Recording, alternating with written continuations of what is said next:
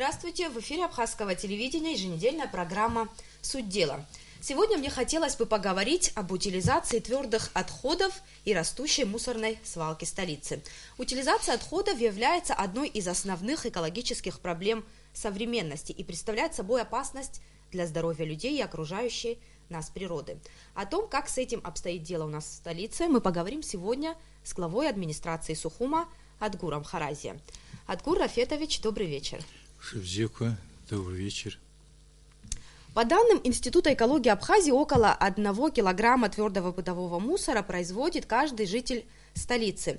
Если умножить это на количество населения, да еще приплюсовать туда мусор, который производят приезжающие к нам люди, то получается цифра внушительная. И как вы думаете, что со всем этим делать? Вот в Сухуме работает всего одна санкционированная свалка, и сейчас в каком она находится состоянии? Ну, у нас в прямом смысле утилизации нет, у нас есть свалка мусора. Вы знаете, это в районе Маяка, на берегу озера.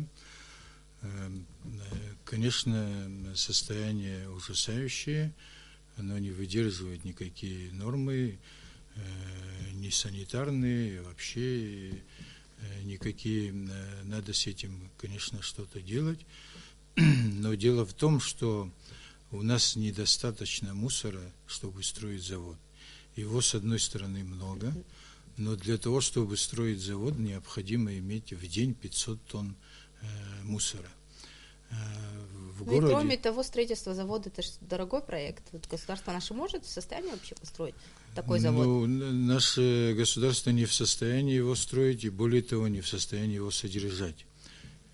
Приезжало много инвесторов частных,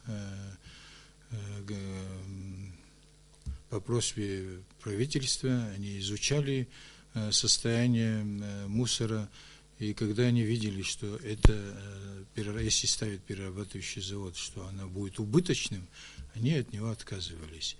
Была, значит, просьба к российской стороне по инвестпрограмме его построить, но они тоже и при мне один раз они приезжали, и до меня приезжали, и тоже изучают, смотрят, не знают, что с этим делать.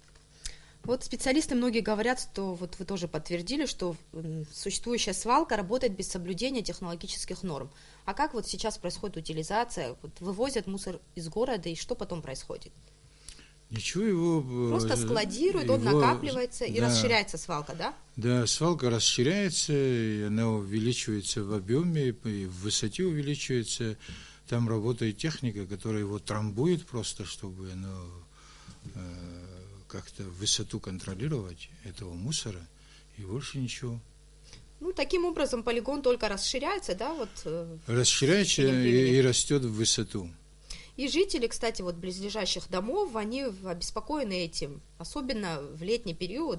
Лето как раз у нас не за горами. И давайте посмотрим репортаж на эту тему, потом продолжим с вами беседу.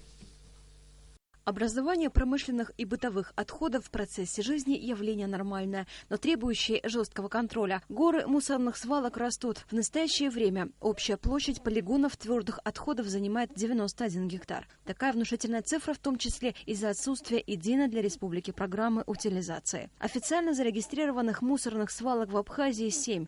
А количество неофициальных стихийно образованных полигонов и вовсе неизвестно. Полигоны твердых отходов начали образовываться еще в 60-70-х годах, в пик промышленного развития. Большинство мусорных полигонов находятся в непосредственной близости от моря, а некоторые и вовсе размещаются вплотную к жилым домам, создавая невыносимые условия для проживания. Разлагающиеся бытовые отходы отравляют воздух, почву, грунтовые воды, попадают в море. На Сухумский полигон каждый день привозят большое количество мусора. И так происходит на протяжении 70 лет. Территория свалки занимает более 50 гектаров. На протяжении многих лет горожане в своих письмах к руководству страны и главам администрации просили решить вопрос с утилизацией мусора. Очевидно, что пассивность в решении этого вопроса через несколько лет может привести к экологической или, что еще хуже, техногенной катастрофе.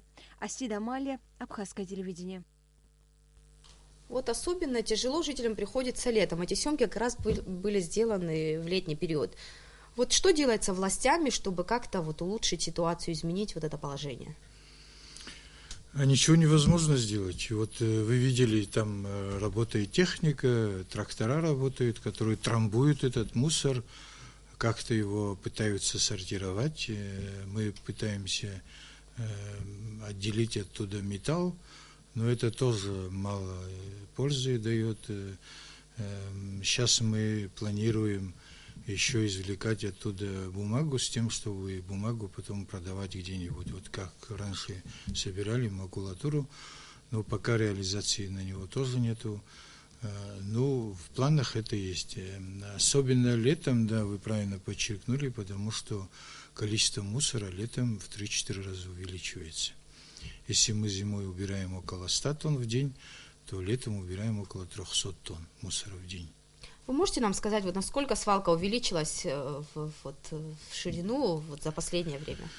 Ну, в ширину она не увеличивается почти. В основном она увеличивается в высоту, и то незаметно за счет того, что мы его трамбуем. Но там создается другой фактор опасный, там скапливаются газы, когда его трамбуешь, и эти газы могут в любое время возгореться. Это большая опасность, но мы держим это под контролем, постоянно стоит там техника, которая эти процессы контролирует, и готовы тушить, гасить, и в случае, если такое возникнет. Ну, разговоры о том, что эту проблему нужно решить, мы уже слышим около 10 лет. Даже были попытки строительства, каких-то инвесторов привлечь. Почему бы вот нам, если понятно, что сейчас у государства нет таких денег, чтобы построить здесь мусороперерабатывающий завод, но почему бы нам не привлечь инвесторов к таким проектам?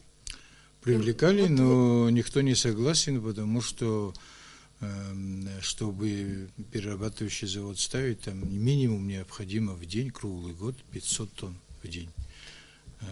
Как я сказал, мы собираем от 100 зимой до 300 тонн летом мусора. Этого очень недостаточно, а в убыток себе не придет ни один инвестор. Экологи, кстати, говорят, что пока, конечно, говорить о катастрофе рано, но, тем не менее, вопрос уже вот в ближайшее время нужно как-то решать. И вот что по этому поводу думает директор Института ботаники Академии наук Абхазии Роман Дбар. Давайте посмотрим его комментарий. Страна представляет собой своеобразный такой насос, который закачивает в себя мусор, и он отсюда никуда не девается вообще.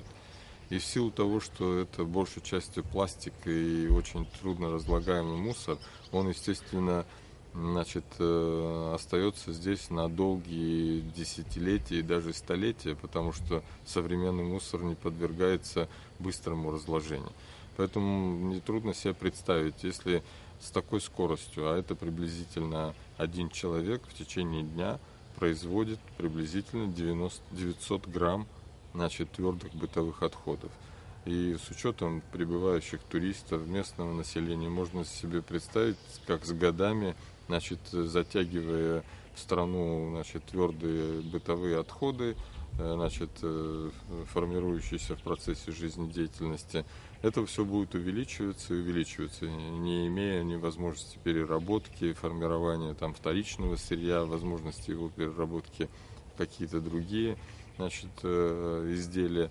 С годами это, естественно, станет самой большой нашей проблемой. Единственный выход в этой ситуации – приступать уже сначала к нормативному и законодательному регулированию, то есть создавать документы, готовить программы по утилизации мусора поэтапно, сначала оптимизировать мусорные полигоны таким образом, чтобы они не расширялись. Он говорит, что прежде чем начать вообще решать эту проблему, нужно подготовить законодательную базу. Какие-то такие проекты в администрации готовят? Пытаются как-то решить эту проблему? Нет, мы не занимаемся законодательством, и в данном случае это не решит вопрос. У нас много законов лежит и не работает.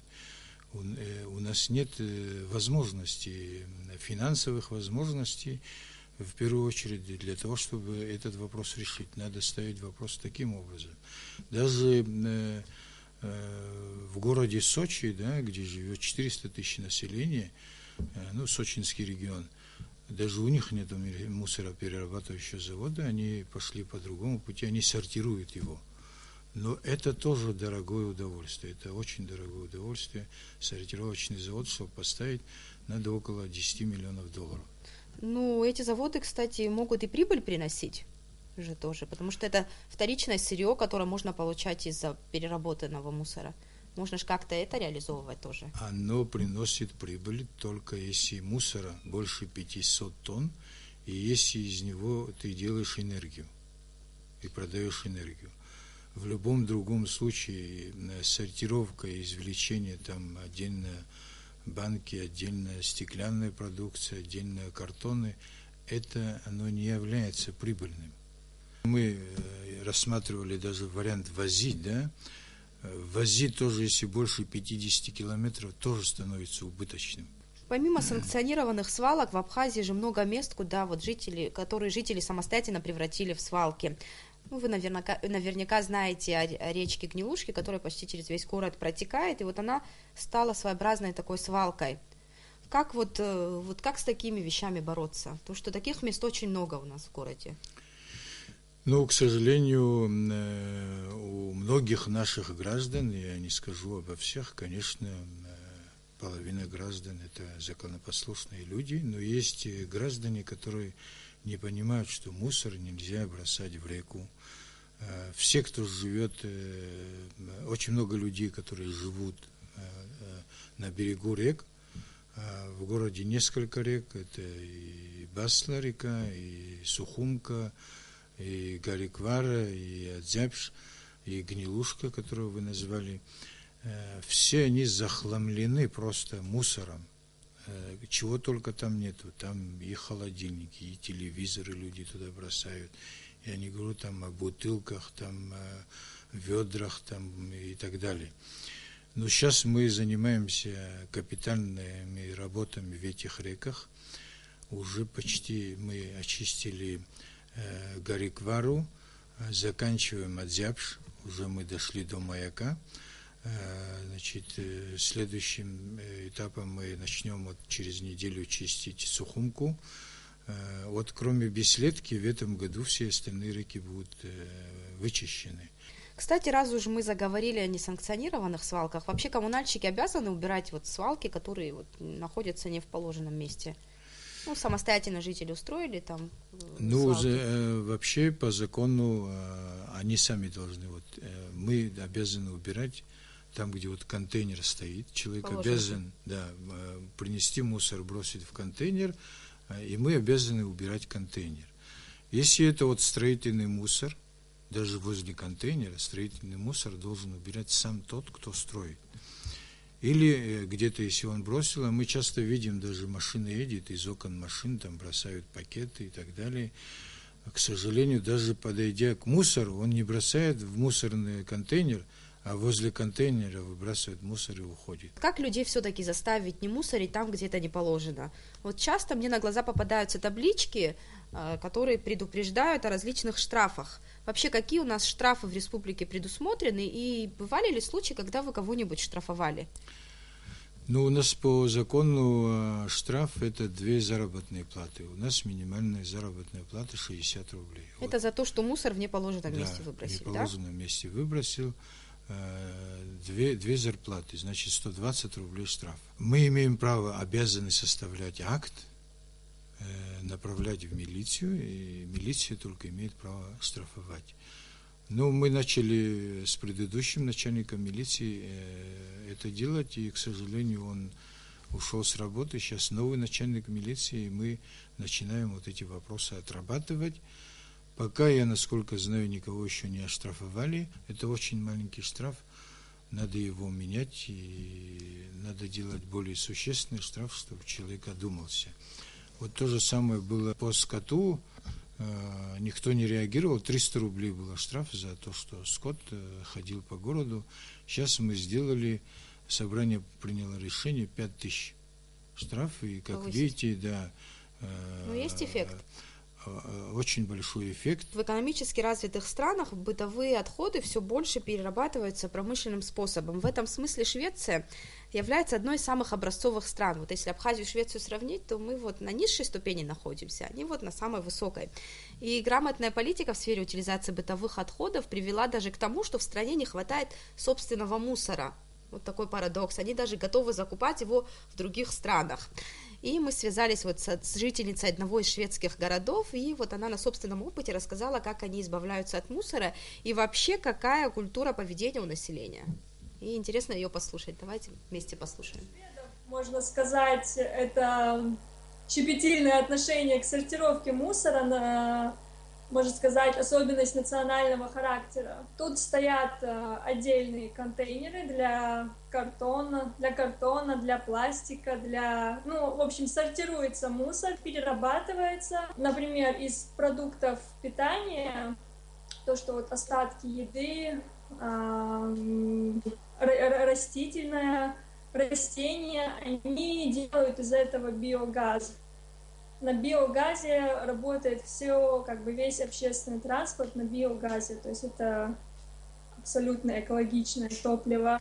Пластиковые бутылки, например, когда ты покупаешь колу или что-то газированные напитки какие-то, то там уже при покупке ты переплачиваешь 2 кроны, например, здесь в Швеции, а потом ты возвращаешь бутылку, и эти 2 кроны, которые ты переплатил, тебе возвращают. То есть у тебя есть такой материальный стимул вернуть бутылку именно в пункт возврата пластиковых бутылок. Коммунальные услуги, которые включают в себя и вывоз мусора в том числе, у нас выходит где-то 450 евро в месяц. Системы штрафов здесь нет, если ты мусор не туда выбросишь или что-то такое. Видимо, это потому, что еще с садика детям рассказывают про то, как это важно, про сортировку мусора.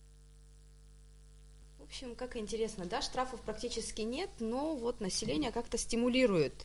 Ну, я в Швеции не был, но я был во многих странах, именно по линии местного самоуправления. Я был в Лондоне, в Эдинбурге. Летом прошлого года я был в Германии, в Мюнхене. Я был там в ратуше и смотрел, как это делается. Другое дело, там есть такая культура, вот ты идешь по улице, идут арабы и бросают мусор, им никто ничего не говорит.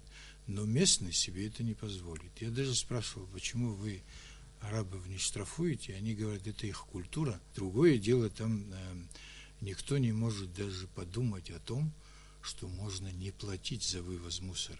Вот да, кстати, я хотела спросить, вот там качество коммунальных услуг, конечно, высокое, но при этом они немало за это платят. Вот 450 евро за небольшую квартиру собственную они платят вот за коммунальные платежи. Сколько у нас вообще платят за коммунальные услуги и вообще как население оплачивает эти услуги? Вот вывоз мусора вот с 1 января стоит 27 рублей. 27 рублей. Но у нас 80% населения не платит. Более того, такие организации большие, как железная дорога, лет 10 вообще ни рубля не платит. Ни за воду, ни за мусор. У них десятки жилых домов. Жилые, многоэтажные, 9-этажные дома. Со всей их территории мы убираем, город убирает мусор. Ну, железная дорога же не функционирует сейчас в полную силу, поэтому, может быть... Ну, это их проблема, это их дома. Ну, что делать теперь с этими долгами? Вот от населения, например. Вот что вы какие-то меры предпринимаете, чтобы они заплатили свои долги? Ну, что мы можем предпринять? Есть механизмы, которые могли бы заставить население оплачивать? К сожалению, никаких механизмов нету. Мы должны объяснять людям, разъяснять. А в случае, если население регулярно оплачивало бы эти коммунальные платежи, хватало бы этих средств на какие-то ремонтные работы, на оказание качественных услуг? Ну, конечно, те тарифы, которые сегодня есть, они очень мизерные, их не хватало бы, но это было бы существенной помощью для города. Вот мы поинтересовались у сухумчан, что они думают по поводу того, кто все-таки ответственен за чистоту, за соблюдение чистоты в городе. Давайте послушаем, что они думают по этому поводу.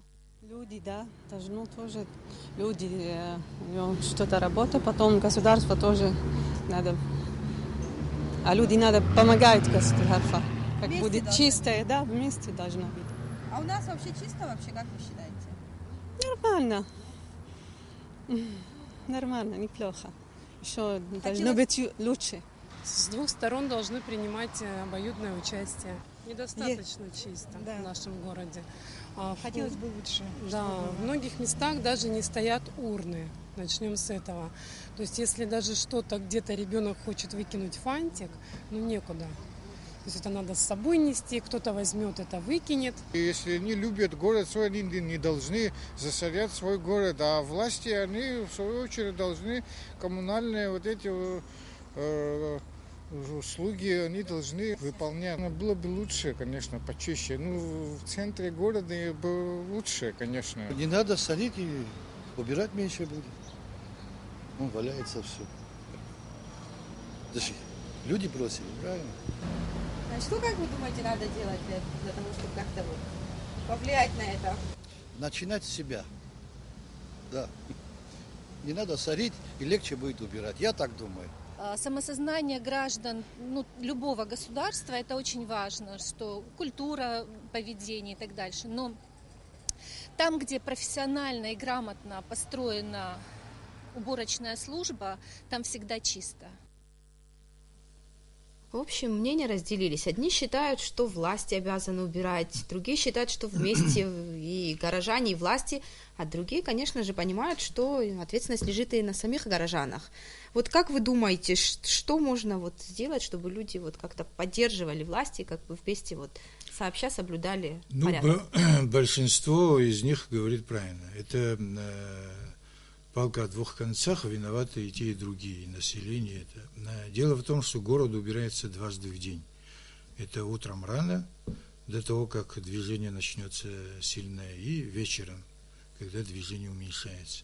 Днем убирать, когда большое движение, невозможно, потому что эти машины большие, они не могут так заезжать. И вот в течение дня человек не бросает в урну. Он идет пакет или там что держит, прямо бросает, или окурок тем более, бросает и идет.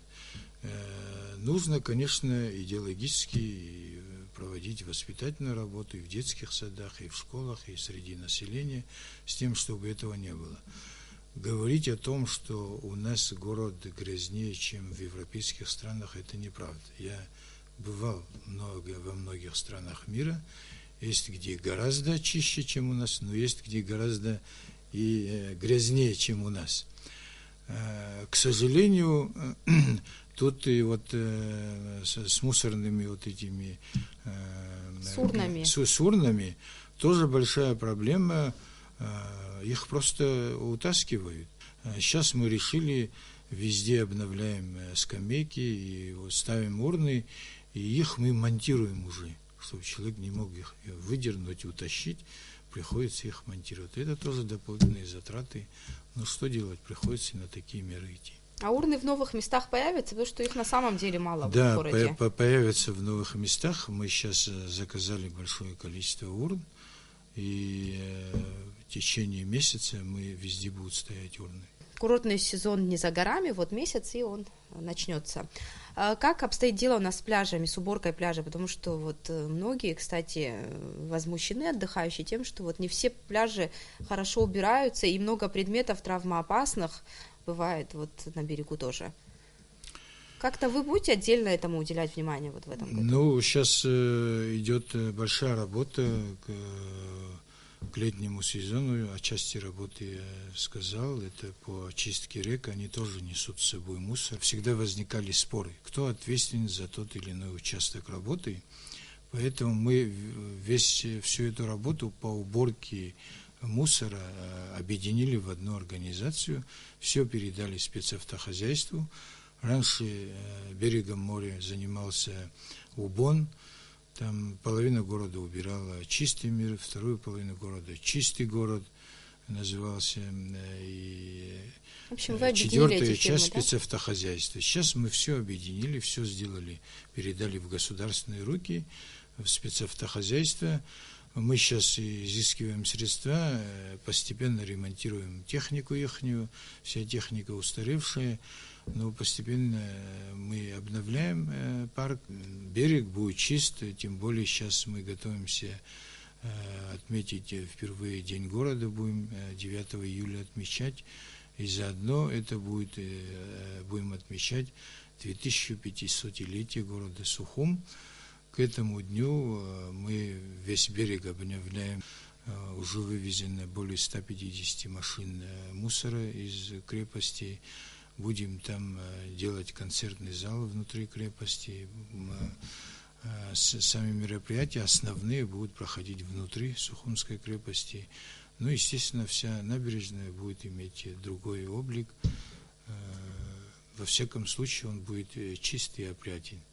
Успехов вам в вашей работе. Наконец, я хотела бы, чтобы вы подвели итог нашей беседы. Все-таки в чем заключается суть дела, о котором мы вот сегодня с вами говорили? Ну, в первую очередь, мне кажется, что мы с вами еще один шаг сделали во взаимопонимании городских властей и жителей города. Мы ищем точки соприкосновения, мы должны вместе, это не проблемы администрации города. Администрации города – это слуги жителей города. Мы должны работать во взаимопонимании и во взаимопомощи. Но если каждый будет бросать мусор, город физически просто не будет успевать это чистить, понимаете? И все мы в этом должны, как единый организм, работать, сотрудничать, понимать друг друга. Отношение горожан должно измениться. Отношение горожан, и мы должны лучше понимать, и мы должны лучше реагировать на запросы горожан, и горожане тоже с пониманием должны встать рядом с нами. Спасибо, Адгур Рафетович, что нашли время прийти к нам. Спасибо, что пригласили. А нашим телезрителям я напоминаю, что мы говорили о проблеме утилизации бытовых отходов в столице. Увидимся через неделю.